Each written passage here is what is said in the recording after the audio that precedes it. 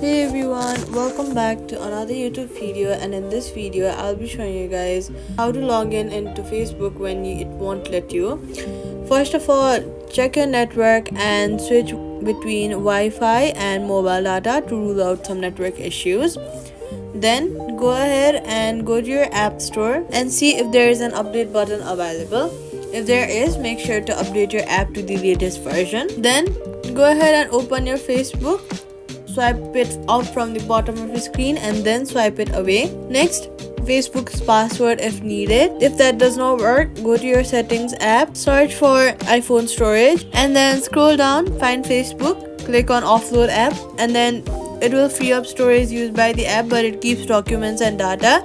Reinstalling the app will place back your data if the app is still available for download. Safety tip: never use third-party login apps. Quick fix: try logging in from a website, and that's it. Subscribe for more quick fixes.